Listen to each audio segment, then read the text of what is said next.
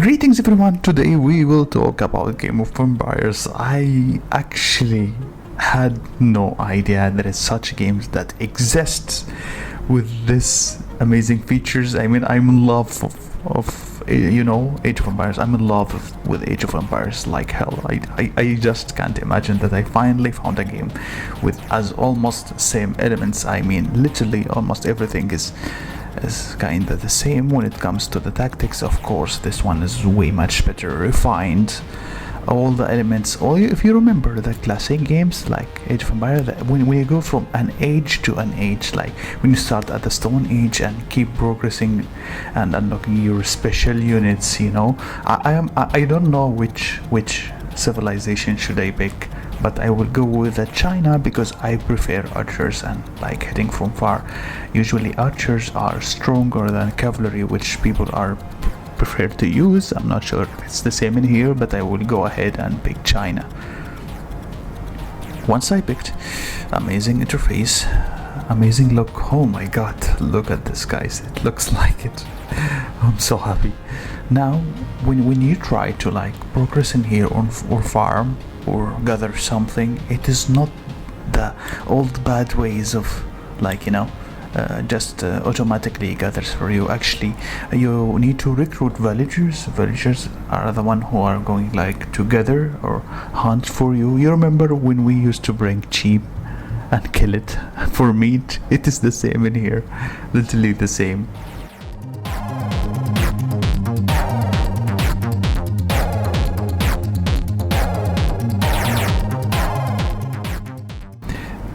This game has refined Age of Empires and literally made it online with a ton of elements like equipments for you and special units that you need. Of course, here for the special units you need to have your castle, upgrade your castle, and then unlock once you progress in the campaign. It's one, by the way, you will unlock that weapon.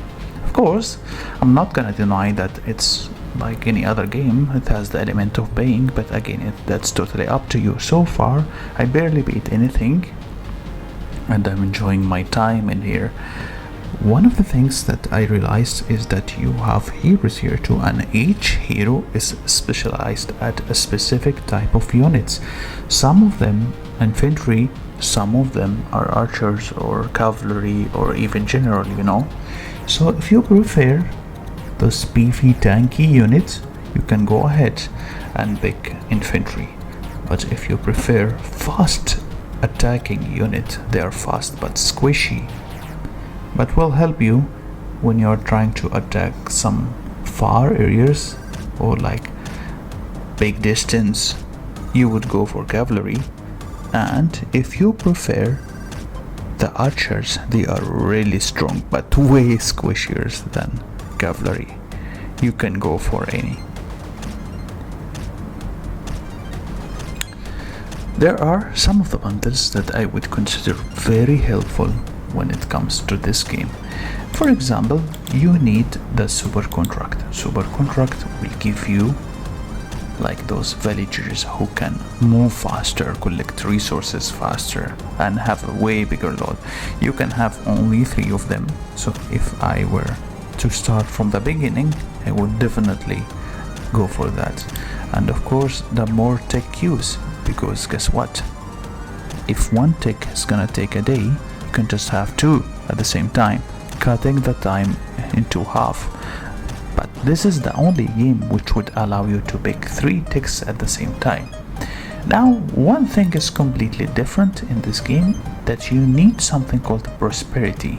Prosperity allows you to upgrade from a generation to a generation, like an age to an age, unlocking new equipments, unlocking new troops, unlocking new skills, improving your stats, unlocking your new buildings.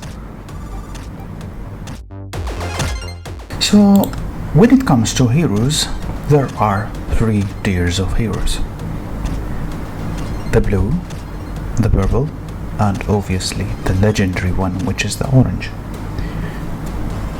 By default, we know that legendary heroes are the strongest, but if we came to logic as someone who doesn't want to spend much, or a free-to player who wants to progress in a steady way and have fun, you could actually make a team of purple heroes, and they will actually help you a lot, especially in early game. You can't get that much orange fragments, but you can get purple fragments, and from a lot of sources. Like for example, you can check the plus mark next to each hero to know which hero would you pick. If it is me, I would obviously check the heroes in which I can get more shards from, because even if the hero is strong, you are investing in a strong hero but you cannot get his fragments. What's the point, you know? I'd rather have a high level hero, because it will help me even in PvP, PvE and everything, you know. And I would always prefer a hero which has a barbarian killing skill, because most of the early game here and most of the event relies a lot on you killing barbarians. So if you have something that deals damage to barbarians, something that gives your hero XP, you will progress faster. And of course there's other methods to buy, like books and stuff, but I would obviously prefer that. Getting your hero into higher levels unlocks his skills and allowing you to upgrade his skills. You can even upgrade into the awakening later on, that comes to the late game. But for me personally, as a personal choice, even if I'm archer, even if I'm somewhere else, I will always go for Dracula, because it is very easy to get this guy's fragments.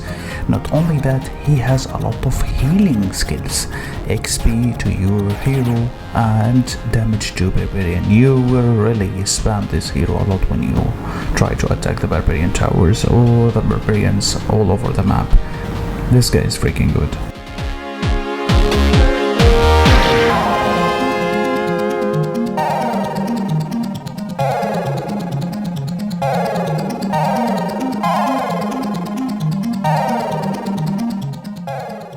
So for everyone, I recommend you to join the game if you really like these classic elements of Age of Empire.